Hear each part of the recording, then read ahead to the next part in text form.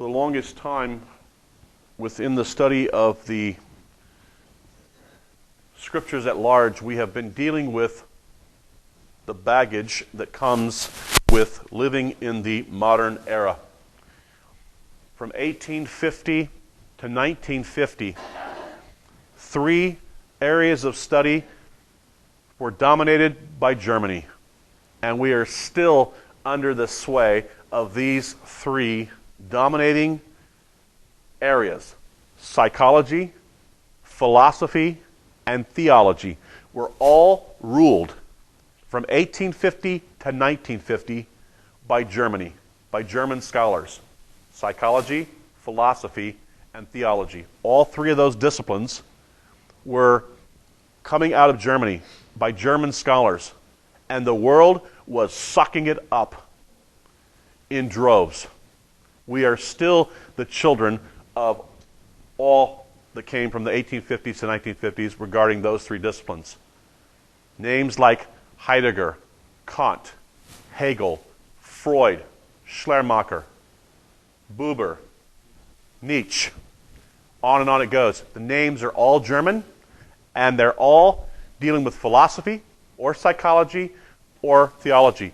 All of that from the 1850s to 1950s, that 100-year period, those three disciplines and that one country dominated the fields of study. And because of that, we are still dealing today with the effects of those studies. Let me give you an example when I talk about the Hebrew Scriptures. We have Darwinian evolution. And because of Darwinian evolution, in the 1850s, the theology, the German philosophers and the theologians, and there was some mixture, cross-pollination of your theologians and your philosophers. There was a little bit of crossover. They started saying, well, we can't really trust, if we have Darwinian evolution, where we have all of this divide, then you have the same thing going on in the Hebrew Scriptures. And they started applying this type of philosophy and said, well, what we have is we have all of these strands. So it's kind of, the Bible is evolutionary as well. It kind of evolved. Okay? And they started applying Darwinian evolution to the Bible. When you do that, they came up with what's called the documentary hypothesis, which was JEDP.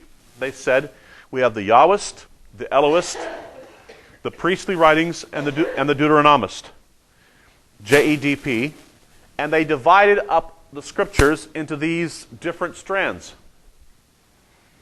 And because of that, we are the product, we're living today as the product, the church today is living as the product of this type of segmenting and dicing up the scriptures. And what happens is, we no longer, or very seldom, do we read the scriptures the way that they were originally heard and listened to by those who first read them. We read them through the lens of philosophy, psychology, and German theology. That's the lens that we tend to read through. So it's difficult for us to come to these texts and just to hear them and see them the way that they were initially meant to be seen and heard. Go with me to Genesis chapter 1. Anybody have a comment on that?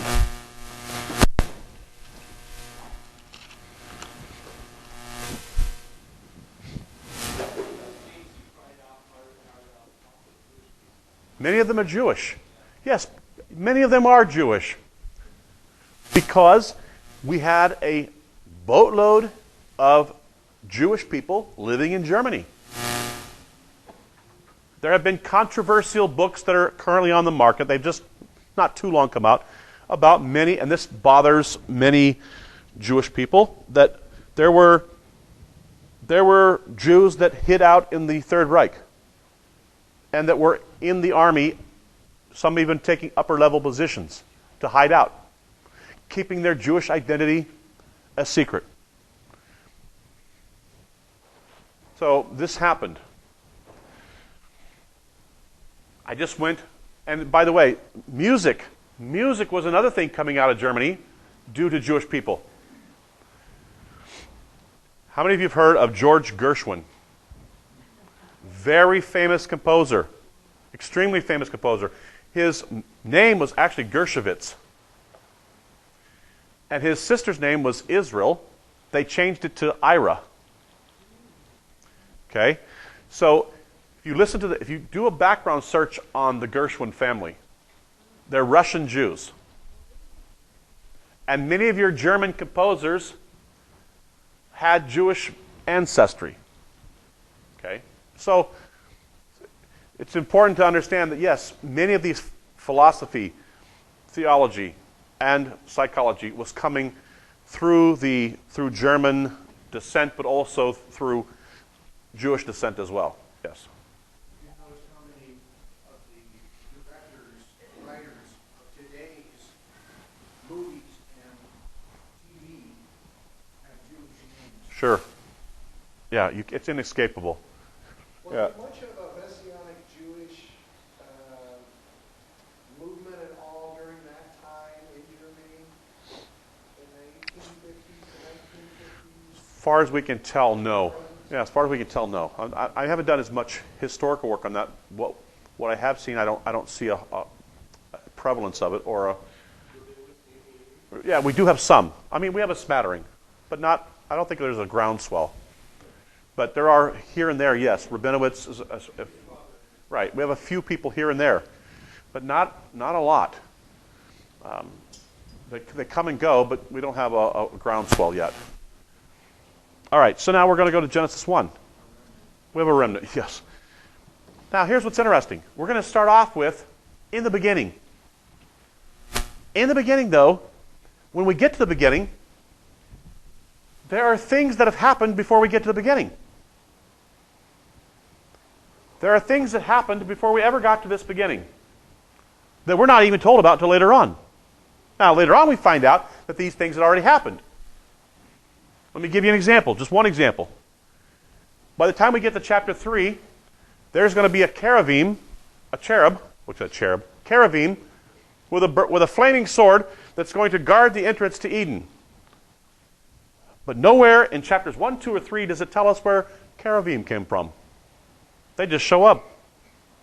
They're just there. And other things like this happen throughout the Hebrew Scriptures where we just find out that they're there. But we never find out where they were created. So the assumption goes that this must have happened before we got to this beginning. That they were kind of already in existence. So let me suggest to you that before we ever get to Genesis 1:1, we already have a number of things that were already in the works. Now let me say this as well. This is going to be important for everything we think about as we look at the Scriptures. The camera angle and the picture that we're going to see as we look at the Hebrew Scriptures is fixated on a very, very geographically small area. It's fixated on what is today Iraq and Iran. It will come through what is now today Israel, and it will swing down to what is Egypt. But the camera angle that we're going to get in the Scriptures is not going to swing all the way down to Australia. It's not going to go up to Antarctica. It's not going to go to the Americas. It's not going to go to Europe. That's not where the camera is going to focus. So the picture that we're going to see is what's happening in a very tight angle, very tight picture. Not that other things weren't going on in these other places. It's just that that's not where the text wants to direct our attention. So it's not going to, the camera isn't going to swing over and say, hey, let's tell you what's going on in China. Or let's swing over here and tell you what's going on somewhere else. It doesn't do that. The most it does is, let's talk about Mesopotamia, and let's talk about Egypt and the desert. Very small swath of area, geographically, that we're going to really be focusing on. All right, so in the beginning, Elohim. All right, now, Elohim. What is an Elohim? What is an Elohim? A God? Huh? Yeah, it could be judge. You could use the word Elohim as judge. El, meaning strength or might. Elohim, automatically plural. Okay, there's something just automatically plural. It's an intrinsic plural. But Elohim means that you are in a status of one who is in the heavenlies.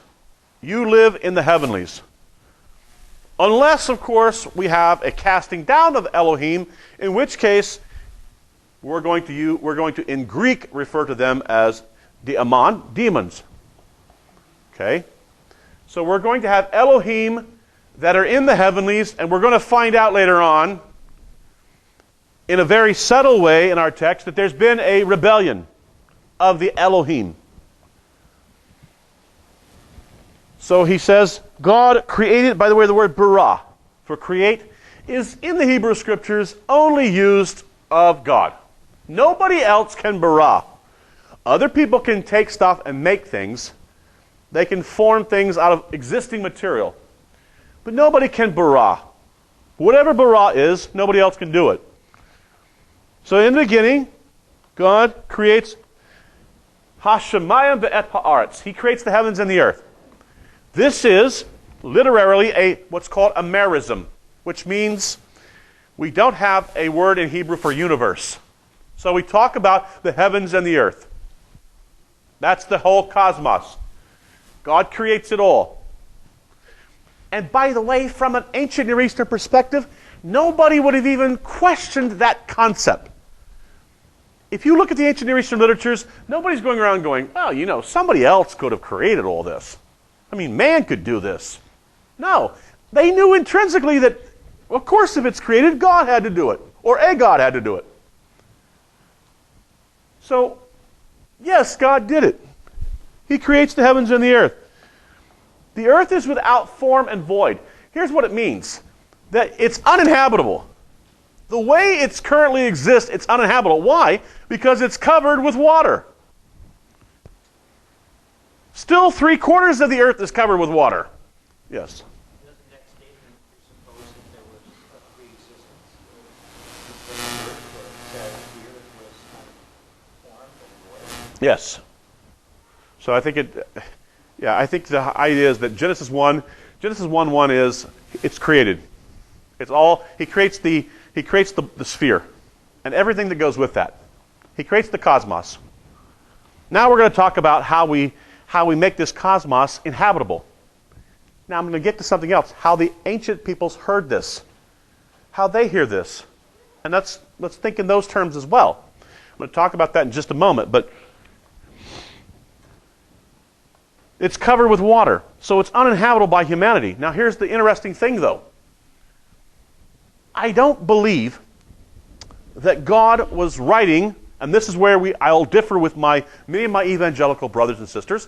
I don't believe that God, when we come to Genesis 1:1, was trying to write scientific treatises.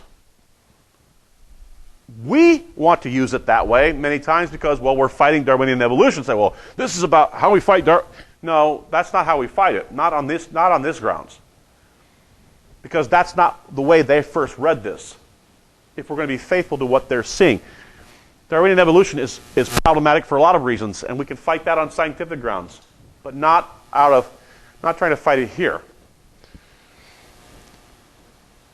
So the point is that this, as they're reading it through a different lens than we are. They know nothing of Darwin, they know nothing of evolution. That's not how they're reading this. We come to it with that kind of agenda, and then we end up making it something that it really wasn't. And look what happens. By the way, I want to go back to this just for a moment. There's a documentary called The Privileged Planet. If you've never seen it, you should hear it. It's by scientists who are not, many of them are Christians, many of them are not. It's a mixture of believers and non-believers who are scientists. It's called The Privileged Planet. They go into detail about how that in order for you and I as humanity to live on this planet, there's 19 elements that you have to have in certain amounts in order to exist. And they say the only place where you have those limits and those amounts is here. far as we can tell from what we see in other planets. Some of these 19 things exist, but not all of them. And you need all 19 in order to have sustainable life. In the right proportions. Yeah, not only do you have to have those elements, but you have to have those elements in the right proportions. Yeah, a lot of things. It goes into a lot of things. So yeah, it goes distance from the sun, gravity, a lot of issues. So I'm not going to get into that. That's not my point. But it talks about all the things you need to sustain humanity. Okay? Now, the text doesn't tell us. The text doesn't tell us, so we can speculate and have a lot of fun with it. Is there life on other planets? People want to know. Is there life on other planets? I don't know. Who knows? And by the way, I don't have a problem. I frankly don't have a theological problem.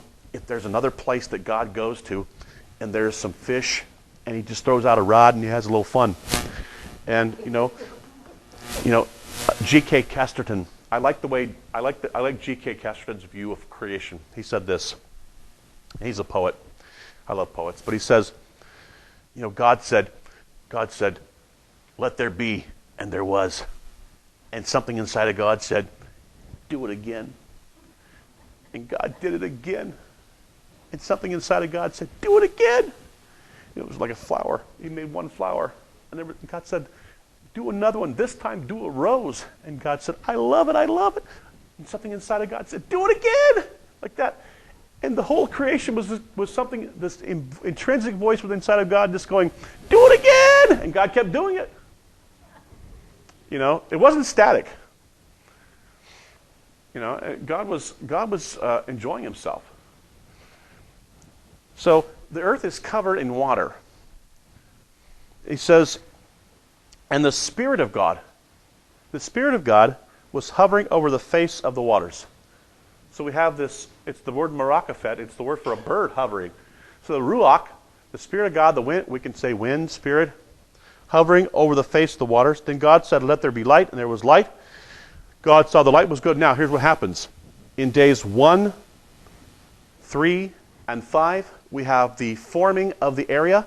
In days 4, and days 4, 5, and 1 to 3, we have the forming. Days 4, 5, and 6 correspond to the filling of those areas. So day 1 is going to talk about the heavens. Day 4, we're going to talk about the lights that fill the heavens. It's very poetic in the way it's structured. This is why when we get to 1:14, he says this. Then God said, "Let there be lights in the firmament of the heavens to divide the day from the night. And let them be for signs and for seasons." That word seasons is the Hebrew word moedim, appointed times. That goes back to Leviticus 23, where God gives us the appointed times. Why does God give us the sun, moon, and stars? So that we'll know when to meet with him. There's an evening and morning. We're on a 6-day rotation with a 7th day of Shabbat. God ceased on the 7th day and rested. Okay? So there's an ordering to all of this. He's forming and filling it. Now he says something that's fascinating. He says, well, okay, this is good. This is good. Hebrew word tov. What does it mean it is good? I mean, if God does it, shouldn't it be good? As if God would create something bad. If I'm thinking the opposite. By the way, if I go back, thinking in opposites, if there's a beginning, then there must be an end. And like I said, everything is eschatological. It's all about the beginning and it's all about the end. They're wrapped up together. So if there's a good, well, what do you know? I don't have to read too far down the line, and God says there's something that's lo tov. It's not good. There's something not good. It's not good for man to be alone. And this first man is named Adam. And anybody reading this has to go, he's Adam, and he comes from the Adamah, the ground. And it's built off the word for Edom, which means red, because the stuff is red. The ground is red. So, as we're going through this, we'll see a lot of other things here. Go with me to verse 26. Here's one of those ones that causes all... Yeah, hold on. Go ahead.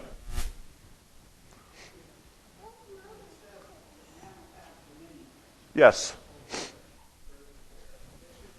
Yes.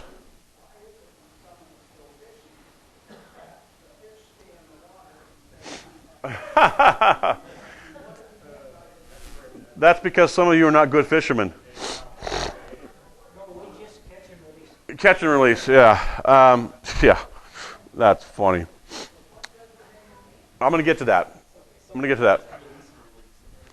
Yeah, some never actually catch. All right. Here's what he says, verse 26. Listen to this. He says, then God said, and by the way, there's 10 times in the first chapter that God speaks. He speaks 10 times. He says, let us make man in our image. According to our likeness, let them have dominion over the fish of the sea, over the birds of the air, over the cattle, over all the earth, and over every creeping thing that creeps on the earth. So God created man. I'm going to translate it this way. So God created man as his image. Which some want to say in his image. It can be translated as his image. What does it mean to be as or in the image of God? Because this is a huge issue. Yeah, I think, but here's what I think it means. Again, let me go back to my ancient Near Eastern backgrounds. Whenever an ancient Near Eastern king ruled in an area, he would set up a statue of himself to say, this is where I rule. Wherever my image is, there is where I rule. This is where my commandments go forward. This is why we don't understand when we go to Iraq and Iran, why our American soldiers, why when we go over to other places, there are pictures of world leaders all over the place. They have statues of these leaders and posters of these leaders, big posters and big statues.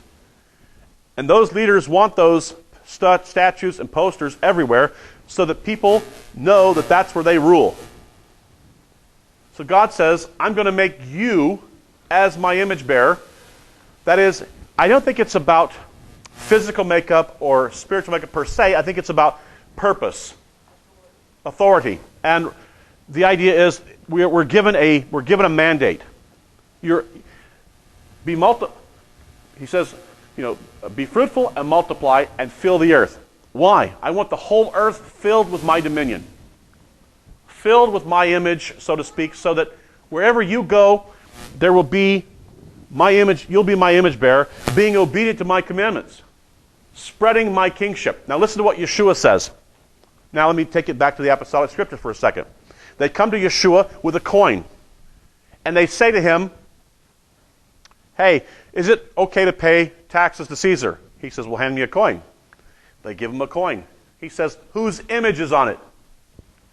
And they say, well, Caesar's image is on it. He said, well, then give to whatever has Caesar's image on it, give to Caesar. But whatever has the image of God, give back to God.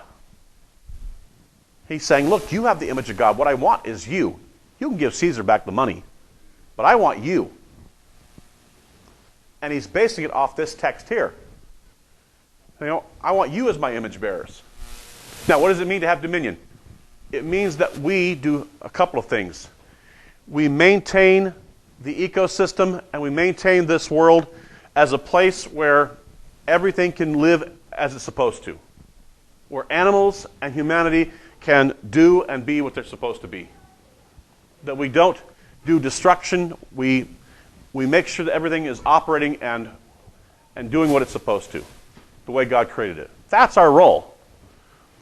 Have we been good at that? No. I said it before. The one thing that mankind has gotten good at doing is killing each other. We've gotten good at finding ways to destroy each other and to destroy this earth. That's what we've gotten good at. We're not going to have to be too long into this text before we're going to come across the first fratricide. And it's going to be two brothers. Yeah, Cain and Abel. We've gotten good at murder, at genocide, and we've gotten good at destroying the earth. That was not our purpose. Now, look what happens. Go back with me to chapter 1.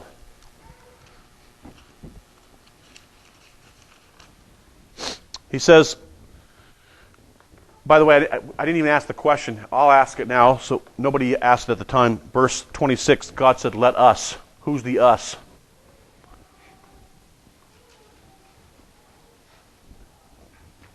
One on the ground and one in the air. Maybe. Yeah. Paul later on talks about the principalities and powers in heavenly places that God was demonstrating to them his manifold wisdom in us in the church. Yeah. So I've always taken it to mean the whole purpose of the creation was because in heaven they had never seen maybe what it's like to have rule without God the Father, the Almighty, being totally in charge. Therefore they never were able to go, wow, praise Him.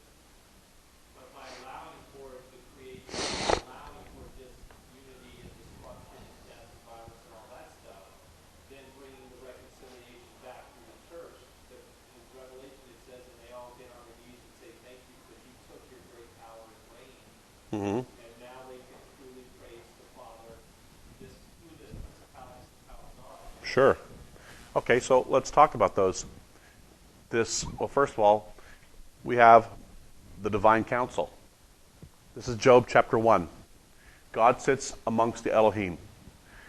He gives these Elohim, these created ones before the beginning of the earth, he's going to allow them to rule the earth.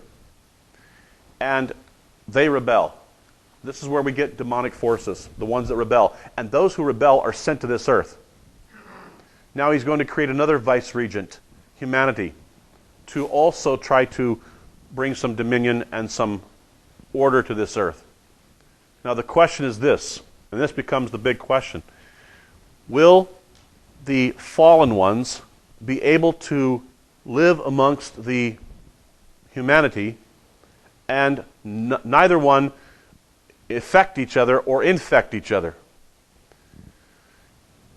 And these Elohim are given control of regional areas.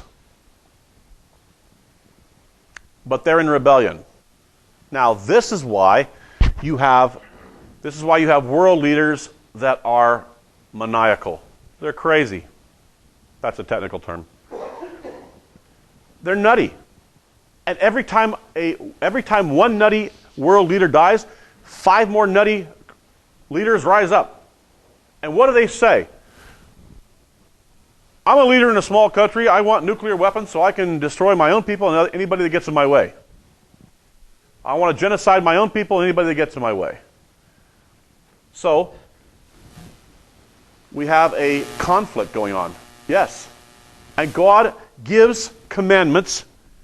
He gives one commandment, one positive commandment, and one negative commandment. Positive commandment. Be fruitful and multiply and fill the earth. By the time we get to chapter 11, reading this canonically, they've decided we're going to live in a city, we're going to build a tower. We're not moving anywhere. So God says, fine, I'll confound the languages and you won't be able to talk to each other or communicate. You'll have to spread out. And by the time we get to chapter 3, we have a Nachash, a serpent, who is being used by, we find out later, Ha-Satan, the adversary. And this adversary now wants to corrupt humanity with rebellion, knowing that if he corrupts humanity with rebellion, there'll be death. But the question becomes, will God redeem the fallen ones, these Elohim that fall? Will God redeem humanity if they fall? These are the questions that... Now, I said earlier, I want to read this through the lens of those who are first readers. If those of you that have read through Genesis and Exodus, and you've read through the Bible, now thinking canonically, thinking through the text, there's an article written by a friend of mine named Dick Davidson. I'm not going to go through. For those of you who want a copy of it, of the pages, I'll give you a copy of it. Bottom line is this. A man living in modern times, a man living in Europe, in Britain, named Gordon Wenham, and then others subsequent to him, started figuring out, as they looked at the text, that when we came to the Garden of Eden, that what we were dealing with was a tabernacle. That Gan Eden is spoken to you and I as if it were God's tabernacling amongst his people. He wants to have a holy space to dwell with his people. But they're going to corrupt the holy space. Now the question will be, will God create another holy space? And we find out in Exodus chapter 25, yes, he's going to give us the tabernacle. He's going to drive us out of Eden, but he's going to give us the tabernacle. But anybody reading this about this tabernacle, and later the temple, hears all kinds of language that's similar to what we have in Gan Eden. So from the very beginning, God wanted to create holy space where he could dwell with his people. That's the purpose of the Garden of Eden, is to have a holy space where he can dwell with his people. Yes?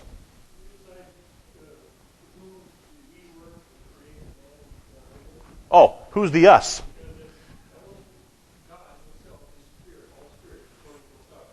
Yeah.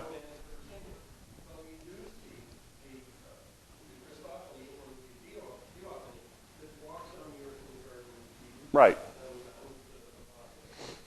Yeah, there's all kinds of there's a couple theories as who the us is. Some say that the us is God's self-deliberation, like the corporate we. I think we should do this when you mean, I. So maybe it was God,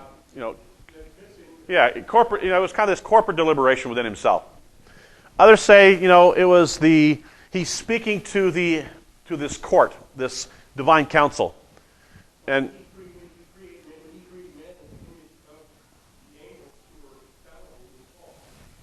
yeah, this is one of those. I'm just saying, this is one of those questions. These are the kinds of answers that come up. I'm not, and that maybe the us is now my evangelical brothers say, well, the us is, the Trinity.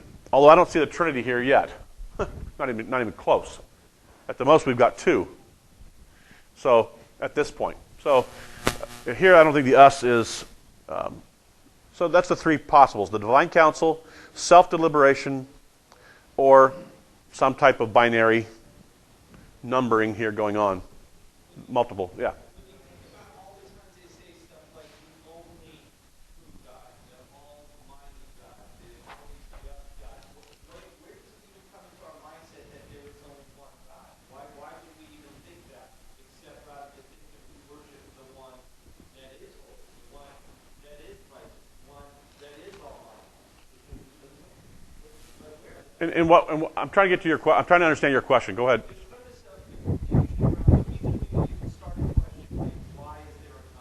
Mm-hmm. Is some predefined concept that there's only one as in singular, not one as in the whole team working together, but a singular God. Right. If there was one, only a singular God, why would he take himself the time to define himself as the only true God, the only this God? You shall have no other God. Right. Right, because Elohim is clearly the Elohim are clearly little g gods. Okay, and by that I mean, they're considered authorities and powers.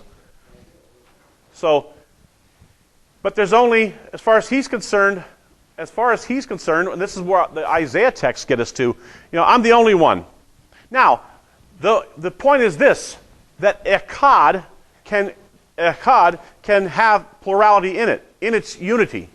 It can have plurality. So that's the key.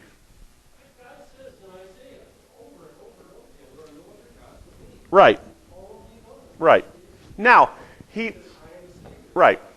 There is the monotheism of Isaiah, clearly. Now, but the point is this, that there are other gods in the sense that God has given them authority over certain regions.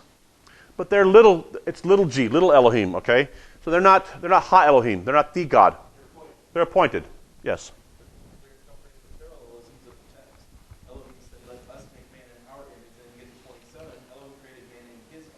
Right. Right. And then you get fast forward to 29, it says, behold, I have given you I agree. That's the conundrum, is the diversity and the singularity. And the text is going to continue doing this. The text is going to continue doing this waffling back and forth. Both are there. The diversity and the singularity. The binary and all of that's wrapped up, I think, in the Akkad. So the text is not going to clear that up for us, because it's going to go back and forth. About the time you think you see one, there'll be two. About the time you think you see two, there'll be one. And this is why Yeshua says, if you've seen me, you've seen the Father. I and the Father are one. It's like, yeah, work through it. There's an us, and there's a one. But I don't want us to lose sight of this, that in Genesis, the Garden of Eden is described as a tabernacle, as a place where God will dwell with humanity. And he puts time, he sanctifies time. He says, 6 days God does his work. On the seventh day he ceases. The word for ceasing, Shabbat. And he sanctifies the seventh day and he makes it holy.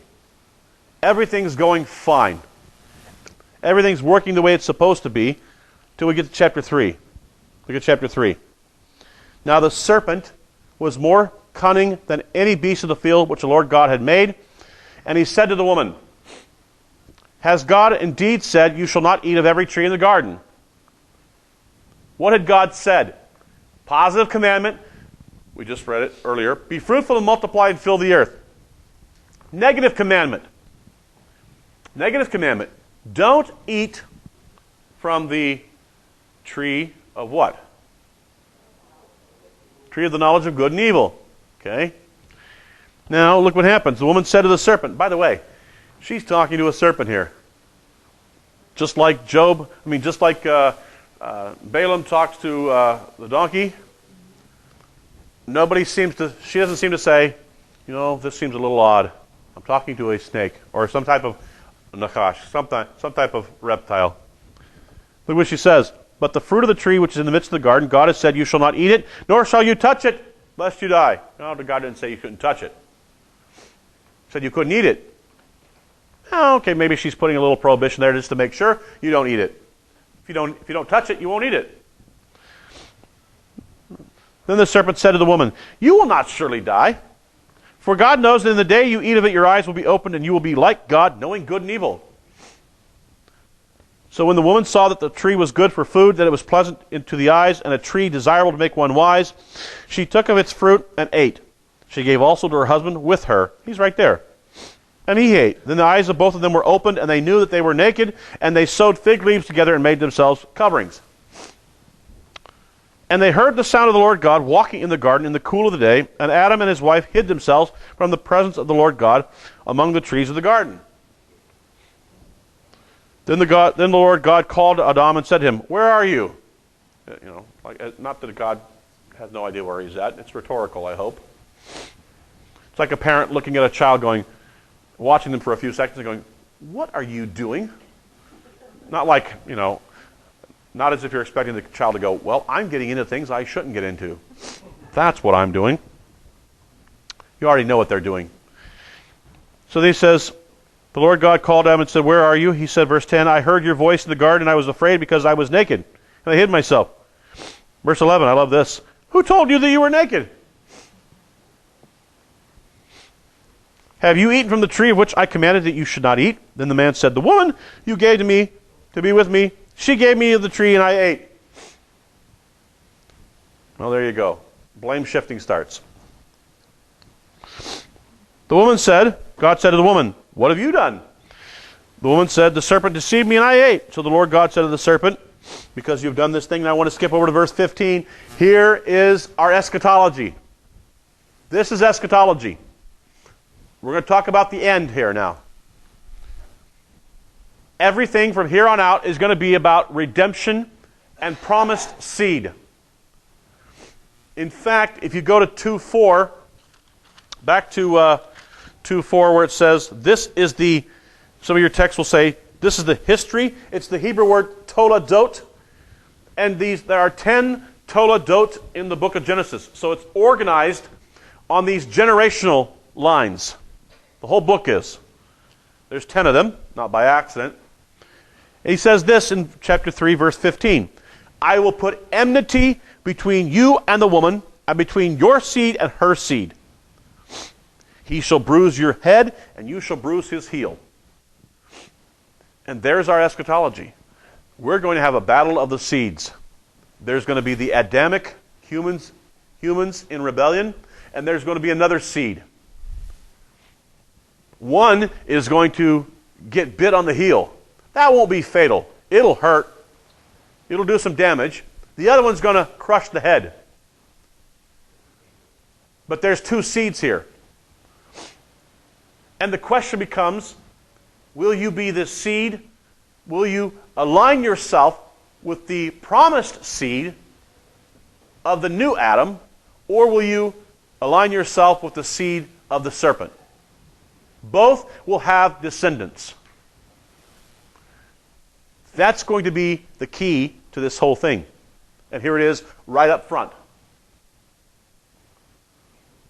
So this is everything wrapped into all of it right here, where he says there's coming a seed. And now we're going to track the promised seed all the way through. And remember what I keep saying. It's all about him. It's all about this promised seed. We're going to need a new Adam who will come to this earth and who will rescue and redeem humanity. That will take the death that's been given to humanity because of our rebellion and allow us to move from death to life, where we can then live with God as he intended all along. But that can't happen in our current state because of our rebellion. So just as there was one Adam who rebelled, there will be one Adam who comes and who is obedient. And the eschatology of it all, it all being about him, is right here in the first section of Genesis 1. It's all about this one who's coming. Now we're going to read the book of Genesis looking for a promised seed and descendant who will come through the line of Adam, and he will crush the head. It's all about dominion. Everything that happens now is about the dominion of God on this earth. Who will rule and reign? Will the Elohim, the small Elohim, the little Elohim, will they rule the earth? Or will God rule the earth? Will he be God on this earth? And this is, like we said earlier, why the Apostle Paul says, for we don't wrestle against flesh and blood, but against principalities, against spiritual wickedness in high places. There's a cosmic battle that goes on beyond our view, beyond our ability to see. He says at one point in the apostolic scriptures, beware, because some of you have entertained angels unaware. And every time the text stops for a few minutes in the apostolic scriptures, what do we see? We see that there's an angelic army that's around Yeshua all the time. He has an angelic army that's with him. He's the Lord of hosts. So these angels, these Elohim, there is a hierarchy amongst them. And with these ones that are higher, there are those that rule the nations. And it's because of these ones that rule the nations that we have demonic... Look, what explains? Nothing explains an Adolf Hitler other than demonic activity. There's a demonic activity speaking to him saying, kill anybody who gets in your way. Especially kill the Jews. Nothing explains worldwide anti-Semitism other than demonic activity.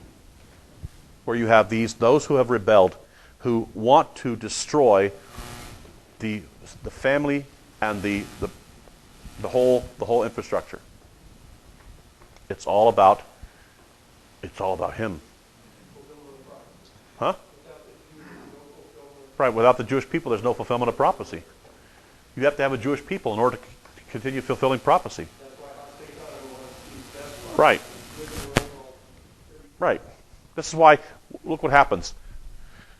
You have Pharaoh. Well, let's wipe out all the baby boys. Then you have Herod. Well, let's wipe out all the baby boys. Then you have Hitler. Well, let's just wipe out everybody. Why do you think we've had multiple world leaders that want to wipe the Jewish people out? It's driven by something much more sinister. Yeah. Because there's a greater battle going on. Now, he wants you and I to participate in this, and he says, look, I've redeemed you so that you will serve me. And how do you serve him? You serve him by, well, he gives you redemption. He redeems you. But then he wants something from you, and that is he wants to be sovereign in your life. Yes?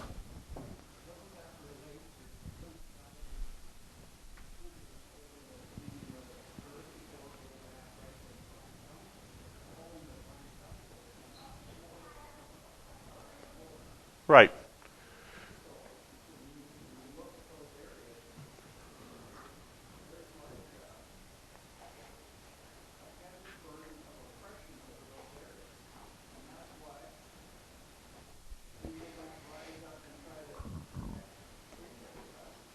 Yeah, this is why you have in the book of Daniel, for instance, the Prince of Persia, and Michael talks about being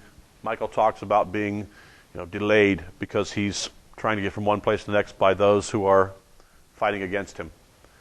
So we have a battle going on amongst the Elohim for control of this earth.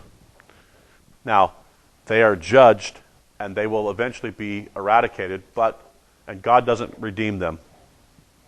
So that's fascinating in and of itself, yes. Like I said, we have to realize that there's something more sinister than all these despots in our world. And that's the world religion that tries to destroy Judaism. And it's trying to Constantine outlaw Torah, he outlawed anything that had any significance. Sure. Because Satan wants to destroy that remnant that don't go from. Yeah, and the evil one will use any method possible, any means possible, to bring destruction to the promised seed and to the remnant of the promised seed. So yes. I want to end on a positive note here. I mean, to me, that sounds like a kind of a downer, but I mean, the thing is this. Look, here's the point. Here's the point. In Messiah Yeshua, we have the victory. We have the one who has conquered. He has conquered death. He has conquered all the forces of evil. And while we still live in a world where there is the residual of that, ultimately he has conquered. That's the benefit and the blessing of being in Messiah, is that he is the one who has overcome everything. And he's coming again to restore everything to what it's supposed to be. The beauty of looking at the Gospels is that we see in Yeshua the Messiah the evidence, because of who he is, of his ability to overcome everything. So to me, that's the glory of who he is that everything will be under his feet. He will put everything under his feet, and he will rule. And what he asks us to do is to be part of that rulership, part of that kingdom, in obedience to him. Can you imagine, like I said, if everything was the way it was supposed to be? We can't even fathom the way the world is supposed to be. We have lived in a world the way it's not supposed to be for so long, we don't even know what it's like to live in a world. Can you imagine a world, for instance, imagine this world. There's no locks on anything. There's not a lock on anything because nobody's going to take it. There's not a hospital because nobody's going to be sick. You can't even fathom that. There's no pharmacies. There's no guns. I'm talking about, it sounds like I'm talking about some utopia. I am. It's where God rules and reigns forever, and where there's no need for any of this stuff. Where there's no sickness, no death, no sorrow, no pain. Yeah, I mean, all of the things that we think of as it relates to this life, for the most part, the stuff that's negative, all that stuff that's negative is gone. And we can't even fathom a world where that happens, because we've lived in a world for so long where that's not. Now, our role is to bring all of that into the world to the extent that we can here and now, to bring as much order and as much righteousness to bear as we can now, knowing that it won't be perfect.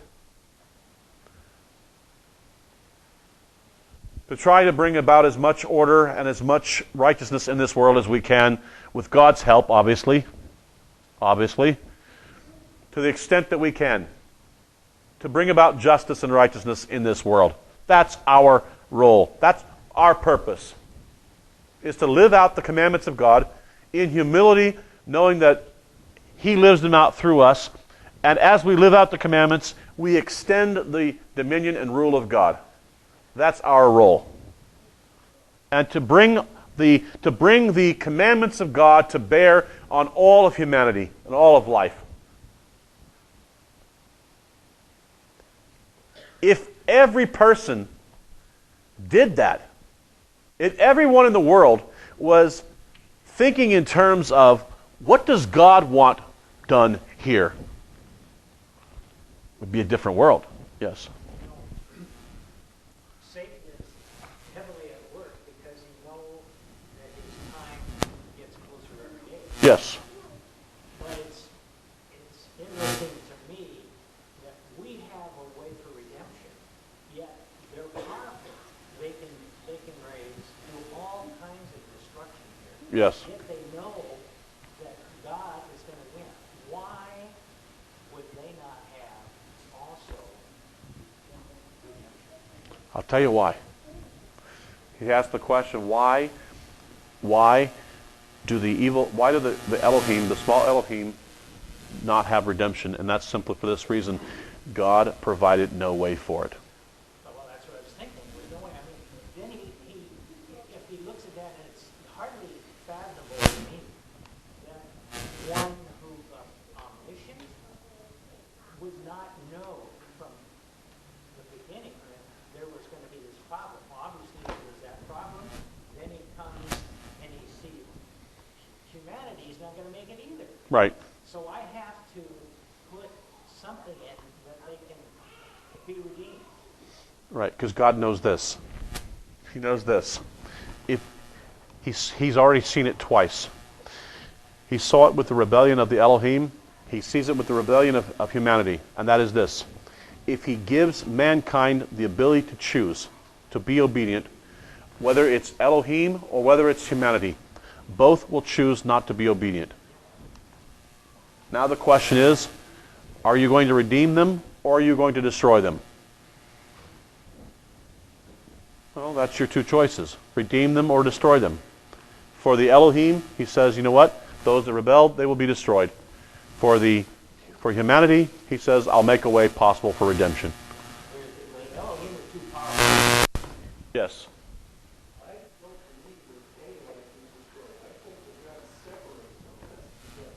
Okay. Well, he does say in Psalm 82, that he will destroy the Elohim. According to Psalm 82, he says they will die. And it doesn't seem he does any resurrection of them, at least not in that text. He says, you will die like men. Okay, fine.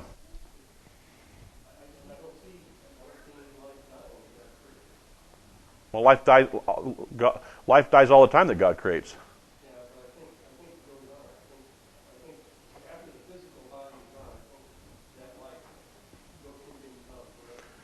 I don't, but that's okay. That's a difference. But I think there's ultimate death. That there is that complete ultimate death. But he creates the lake of fire where they are burnt forever. That's for the devil and his angels. Yes, the lake of fire was created for them ultimately. Yes. Mark of the beast. Yes. Right. Yes. Agreed. Yeah, this is a big question.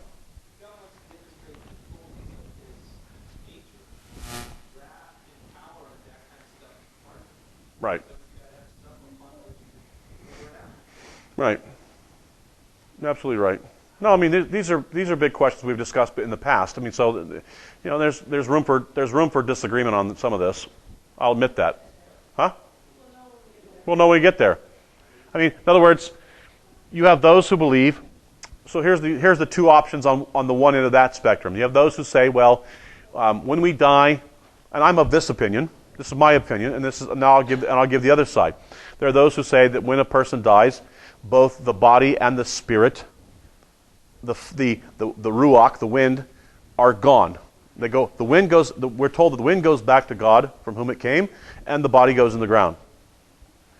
And I think at that point, that's my view of death. Now, I think there are others who believe that what happens is that the body goes in the ground, and then the spirit goes and stays with the Lord, and it's kind of still alive. And then one day he does a reunification, so to speak. Body resurrected and spirit comes back. I don't hold to that particular view. I think when you're dead, you're dead. I think you're completely dead. That's my view. But again, that's my view. And again, there's room for, and I don't think anybody, by the same time, and I understand this when we get to memorial services, people say, well, things like this. She's in a better place. I think she's in the ground. I think that's where she's at. Now, in the moment that he does the resurrection, everything will be what it's supposed to be. Time is nothing if you're in the ground. There is no passage of time because time is irrelevant. Time is irrelevant. By the way, just Genesis 1:1, when God creates, he creates time. God doesn't live in time. He lives outside of time.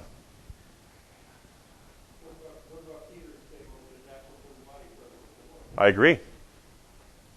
What does that prove anything? No, it doesn't really. I mean, because does that mean immediately? Does that mean at the resurrection? Huh? That's one interpretation of it. That's clearly one view of it. Yeah. Then you have the one that says, "Today you'll be with me," and so that here again we have other text. I don't personally believe. No, I'm giving you my personal view. I don't believe anybody goes to heaven. I believe heaven is the domain of God. I believe God comes back to this earth. There's a new heaven and a new earth here. That's my own view. There's people that think, well, we all go to heaven. And we have 1,001 songs in the tradition that say, when we all get to heaven, we're all going to heaven someday. We're all going to be on clouds with harps. That's not my view of the world to come. I'm just telling you. Translate heaven as God. Right. Instead of a location of power. Right. Right. Wherever God is, that will be heaven. But it seems to me he intended us for us to be here. Now he makes a new heaven and a new earth where we can dwell. He does the recreation, so to speak, where everything will be what it's supposed to be. But I don't think we go to heaven. Hold on, I got a couple things. Go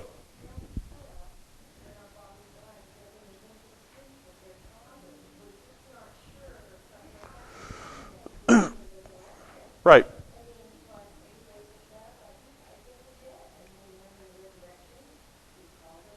Yes.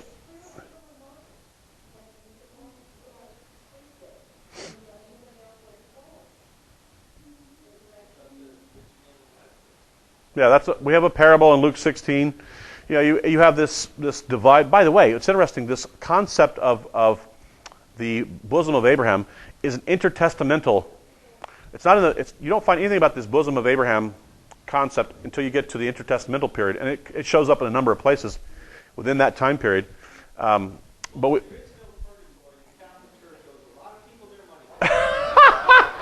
Okay, fair enough.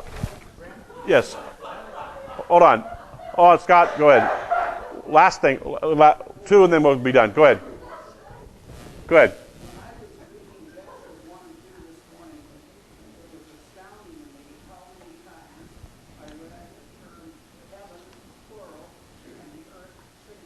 Mm-hmm.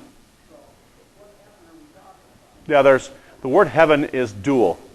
Shemayim, like Mitzrayim, is a dual because they thought in terms of the place where the birds fly, and then beyond beyond that, in the upper atmosphere, is the upper heavens. By the time we get to the apocalypse, they're talking third heaven, which seems to be even above that. Yeah, Paul talks about I was caught up to the third heaven. Okay, so again, how many layers are there to this? Different people come up with different discussions on that. Yes. His disciples asked to go with him. He said, no, you cannot go. Right. Exactly. Yeah. When we talk about where we go, when we look at Scripture, the only thing he tells us that we're going to inherit is the earth. Right. I mean, it's on and on and on and on. So we don't That's know. Matthew 5. Well, it's in it. There's some of this stuff that mentions it. Right. I don't think like I said, my view is that we're not sitting on clouds with harps and New Jerusalem comes here. New heaven and new earth. And he'll have to make it a new heaven and new earth for this reason. We have done so much damage to this earth over the course of time, and there'll be more done to it before time is over, that it will need to be refined by God. So yes, it will need to be made new. Yes. There's council report coming up that's saying a lot of the stuff that they thought was going to happen Mm-hmm. by the people that created what was originally going to happen, the amount of what carbon dioxide is going to do, what water is going to do, and all that. Right. So, we don't have it figured out. No, we don't have it figured out. No. All right. Any other questions or comments? Yeah.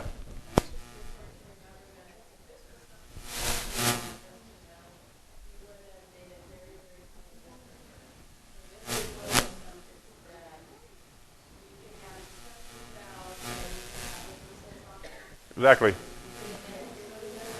Right. Okay. Well, yeah. It's God will work it out. I'm saying for me personally, when I come to a memorial service, I'm not going to say to people that mom is in a better place. I'm just not going to say that. For me, I can't, in good conscience, say that. Now, if other people want to say that, fine. As far as I'm concerned, we put mom in the ground. Now, at the resurrection, mom will come back. I believe that thoroughly. We all believe that. We all can hold to that part of it. Does mom float around in the sky? Part of her float around in the sky? Some like to hold to that. Okay, if that makes you feel better, that mom's floating around up there, fine. Knock yourself out. I mean, at the end, it doesn't bother me. I mean, it's like whatever. But I mean, do I think that's do I personally believe that's correct? No. But am I gonna rob somebody else of that? No. So, right. Exactly. Yeah. And I think maybe some of the ambiguity is because of our own. The ambiguity is not on God's part sometimes. It's on ours. In other words, if we put all the scriptures together, and I've done a paper on this, by the way, on the fact that, for instance, here's a classic one, that who's the one that went up in the chariots? No, Elijah. It says Elijah, that they translate it. Well, here's the reason. The word heaven can also mean sky. Okay, the word Shemayim can mean sky. So it says that Elijah went up to heaven in a whirlwind. Well, then you run into a problem because a few chapters later he's back on the ground. So, exactly what happened to him there, I think there's, at least the scriptures give us some Enoch walked with God, he was no more, for God took him. God took him where? Now everybody's already filled that in. But where does it say God took him? Doesn't say. Right, okay, but my point is, we just don't know. And there's a debate even on who are the two witnesses. Right. So the point is there's certainly some debate here, no doubt. A lot of fun. And again, at the end of the day, it is what it is. And look, like I said, if if people are comfortable giving assurances, just, so be it. Anybody else? We'll close off. All right. And as Debbie made the point, and I think it's a good point to make, there are There are things that are not required for one to believe or not believe. I want to go back over that really quick. There are things that for me are in the keep. I don't budge on these things. For me, the deity of Yeshua and the absolute authority of the Scripture are in the keep. I'm not debating those with anybody. If they want to debate those, fine. I'm not debating those. Now, yeah, there's essentials. Those are my essentials. Everything in the Bible is true. And that Yeshua is the Son of God, Son of Man, Lord of all. And that, so the deity of Yeshua I'm not debating, and neither am I debating the authority of the Scriptures. However, now once we get past that, there's a wide range of things that I might probably debate somebody on, but at the end of the day I'm not going to break fellowship with. Probably not going to, I'm not going to die for. And then there's some things that, frankly, we can discuss all day long and probably won't come to any conclusions. Everybody's going to have to be convinced and judged by their own conscience. And those are where those are at. Those are fine. And eschatology is one of those areas where we don't have all of our the T's crossed and the I's dotted. We think we know. There's a bigger puzzle here that we figured out. Yeah. Yeah, the mystery and the miracle are faith in God. Yeah, very true. So, it's, I do know this. The one thing I can say for me is, you know what? I'm a panmillennialist. It'll all pan out in the millennium. It's all going to pan out. And I'm not going to stop God. Whatever I do or don't do or believe or don't believe isn't going to stop God from doing what He wants to do. Yes. Yes. Charity. Right. Oh yeah, definitely. Yep. Yeah, that's a quote from Augustine. He stole that. He stole that from Augustine. Yeah. In essentials, unity. In non-essentials, charity, liberty, and everything else, charity. Well, all of it, charity. Hopefully.